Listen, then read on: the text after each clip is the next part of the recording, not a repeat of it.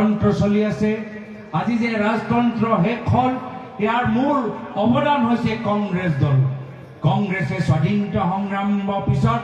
ভাৰতৰ ভিতৰত এনেকুৱা এটা ঐতিহাসিক আৰু শক্তিশালী সংবিধান সৃষ্টি কৰিলে যি সংবিধানে আজিলৈকে আমাক সুৰক্ষা প্ৰদান কৰি আছে আৰু সেইকাৰণে আজি কিছু শক্তি গণতন্ত্ৰ নাইকিয়া কৰিবলৈ বিচাৰে আজি কিছু শক্তি লোকতন্ত্ৰ দুৰ্বল কৰিবলৈ বিচাৰে আজি কিছু শক্তি যাক ৰাজতন্ত্ৰ জন্ম দিবলৈ বিচাৰে আৰু সেইসকল আজি বহি আছে দিল্লীত সেইসকল আজি বহি আছে দিছপুৰত আজি তেওঁলোকে নিজকে ৰজা ভাবে যে ৰাইজৰ ওচৰত কোনো অধিকাৰ নাই ৰাইজৰ ওচৰত মাত্ৰ দায়বদ্ধতা আছে তেওঁলোকে ভাবে দিছপুৰত বহি থাকি দিল্লীত বহি থাকি যে তেওঁলোকে ৰাইজৰ কথাসমূহ শুনিব নালাগে ৰাইজক মাত্ৰ নিৰ্দেশনা জাৰি কৰিব ৰাইজৰ কোনো ক্ষমতা নাই ক্ষমতা মাত্ৰ তেওঁলোকৰ ওচৰত আছে আজি সেইকাৰণে আমি এটা যাত্ৰা যোগেদি নগাঁও চুকে কোণে আমি গৈ আমি সেই দিছপুৰৰ ৰজা সেই দিল্লীৰ ৰজাক আমি বুজাই দিবলৈ বিচাৰো যে ৰজা যুগ শেষ হ'ল অসমৰ ভিতৰত ভাৰতৰ ভিতৰত ৰাইজৰ যুগ হ'ব আৰু ৰাইজৰ লগত কংগ্ৰেছৰ থিয় দিব আজি সেইকাৰণে আজি তেওঁলোকে শংকিত দিছপুৰৰ ৰজা শংকিত দিল্লীৰ ৰজা শংকিত গম পাই গৈছে যে ৰাইজৰ মাজত বিদ্ৰোহ সৃষ্টি হৈছে আৰু সেইকাৰণে কি কৰিবলৈ বিচাৰে আজি তেওঁলোকে কেন্দ্ৰীয় নিৰ্বাচনী আয়োগৰ ওপৰত নিৰ্ভৰ হৈ গোটেই আমাৰ নিৰ্বাচনী প্ৰক্ৰিয়াটো ধৰক বৰক কৰিবলৈ বিচাৰে আজি অসমৰ ভিতৰত একে কথা হ'ল 2024 লোকসভা নিৰ্বাচনৰ আগত ইয়াৰ বিজেপি চৰকাৰে কেন্দ্ৰীয় নিৰ্বাচনী আয়োগ যোগেদি সমগ্ৰ অসমৰ ভিতৰত সমষ্টি পুনৰ নিৰ্ধাৰণ কৰি নিজৰ ৰাজনৈতিক ক্ষমতা বৃদ্ধি কৰিবলৈ চেষ্টা চলালে হয় কিছু ৰাইজ ওলাই আহিলে যোৰহাটৰ ৰাইজ ওলাই আহিল নগাঁও ৰাইজ ওলাই আহিলে ধুবুৰী ৰাইজ ওলাই আহিলে আৰু আমি 3গৰাকী সাংসদ আমি দিল্লী যাবলৈ সক্ষম পালো কিন্তু তেওঁলোকৰ চৰিত্ৰ আমি গম পাই গলো যে কেন্দ্ৰীয় নিৰ্বাচনী আয়োগ আজি এটা সাংবিধানিক অনুষ্ঠান কিন্তু সংবিধানৰ প্ৰতি যে তেওঁলোকৰ কৰ্তব্য কৰ্তব্যটো তেওঁলোকে পালন কৰা নাই নিৰপেক্ষ ভূমিকা থাকিব লাগে কোনো দলৰ হয় কোনো চৰকাৰ হয় কাম কৰিব নালাগে ৰাইজৰ হৈ তেওঁলোকে কাম কৰিব লাগে এইখিনি কথা পাহৰি গৈছে আজি মোক মনত পৰে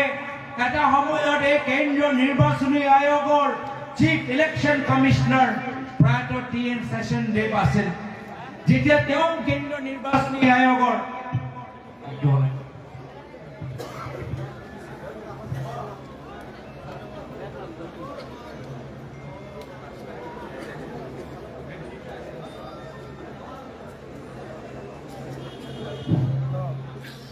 মোক মনত পৰে প্ৰয়াত টি.এন. শেষনদেৱ এক সময়ত তেওঁ কেন্দ্ৰীয় নিৰ্বাচনী আয়োগৰ চেয়াৰমেন আছিল চিফ ইলেকশ্যন কমিশনাৰ আছিল এজন সাংবাদিকজনে সুধিলে যে আপুনি চিফ ইলেকশ্যন কমিশনাৰ ভাৰত চৰকাৰে আপোনালোকক এই পদবীত বহাইছে আপুনি ভাৰত চৰকাৰৰ কথা শুনিব নেকি যে তেওঁ ক'লে যে হ'ব পাৰে যে কেন্দ্ৰ চৰকাৰে মোক এখন চকীৰ ওপৰত বহাইছে কিন্তু এতিয়া মই কেন্দ্ৰীয় নিৰ্বাচনী আয়োগৰ মই চেয়াৰমেন হৈ আছো মই কোনো চৰকাৰৰ নহয় মই ভাৰতৰ জনসাধাৰণৰ চিফ ইলেকশ্যন কমিশনাৰ কিন্তু আজি তাৰিখত চিফ ইলেকশ্যন কমিশনাৰে বিভিন্ন ৰাজ্য চৰকাৰ য'ত বিজেপি দল আছে যিদৰে তেওঁলোকে বিচাৰে যিদৰে তেওঁলোকৰ নিৰ্বাচনী আইন উলংঘন কৰিবলৈ বিচাৰে সকলো আজি তেওঁলোকক অনুমতি দিয়া গৈছে আজি বাৰম্বাৰ আমাৰ বিৰোধী দলৰ নেতা ৰাহুল গান্ধী ডাঙৰীয়া বাৰম্বাৰ প্ৰমাণ দিছে যে কেনেদৰে বিভিন্ন ৰাজ্যৰ ভোটৰ তালিকাৰ ভিতৰত আজি ভুৱা নাম সোমাইছে একে মানুহ 100 বাৰ ভোট দিছে তথাপিও আজি ৰাহুল গান্ধী ডাঙৰীয়া কথাৰ ওপৰত কোনো গুৰুত্বপূৰ্ণ পদক্ষেপ কেন্দ্ৰীয় নিৰ্বাচনী আয়োগে লোৱা নাই আজি তদন্ত চলাব লাগে আজি এখন কেন্দ্ৰীয় নিৰ্বাচনী আয়োগ আজি সফটৱেৰ যুগত ডিজিটেল ইণ্ডিয়া যুগত এনে সফটৱেৰ লগাব লাগে যাৰ ফলত যিমানবোৰ ভুৱা নাম আছে গোটেইবোৰ ভুৱা নাম এটা বাটন টিপিলে মোহাৰ দিব পাৰে কিন্তু এইখিনি কাম কৰা নাই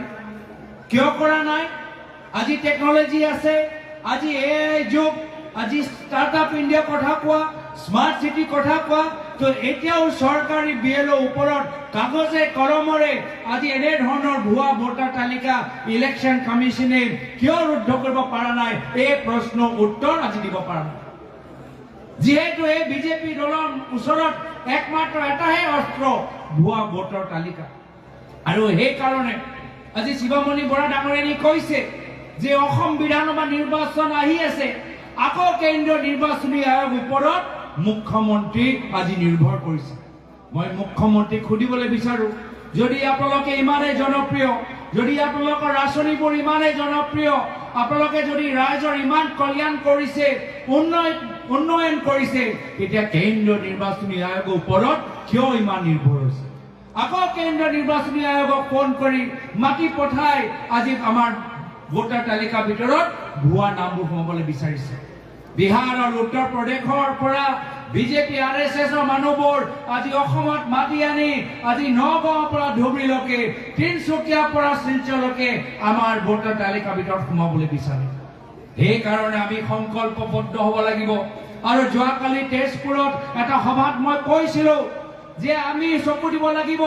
আমি অসমৰ গণতন্ত্ৰৰ অসমৰ ৰাইজৰ লোকতান্ত্ৰিক অধিকাৰ অসমৰ ৰাইজৰ ভোটৰ মূল্য যে থাকে তাৰ বাবে আমি পহৰা দিব লাগিব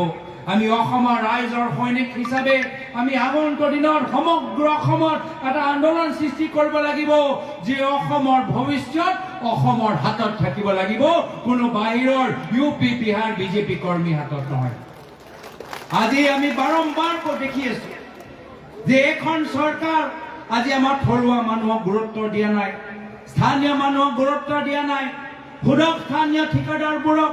তেওঁলোকে ক'ব যে আমি আগতে কংগ্ৰেছ চৰকাৰ দিনৰ ভিতৰত আমি থলুৱা ঠিকাদাৰবোৰ কাম পাইছিলো বিভিন্ন চৰকাৰী আঁচনিত আমি কিছুমান আমি পইচা আমি কমাবলৈ সক্ষম হৈছিলো কিন্তু আজিৰ তাৰিখত গোটেইবোৰ ঠিকা বাহিৰৰ মানুহবোৰ চলাই আছে দিছপুৰৰ পৰা চলাই আছে গুজৰাটৰ পৰা চলাই আছে আজি আমাৰ থলুৱা ঠিকাদাৰৰ অৱস্থা নাই জল জীৱন আঁচনিৰ ভিতৰত আমাৰ থলুৱা ঠিকাদাৰবোৰ আজি তেওঁলোকৰ একো অৱস্থা নাই এইখন বিজেপি চৰকাৰ আহিলে জাতি মাটি ভেটি নামত আহিলে পৰিৱৰ্তনৰ নামত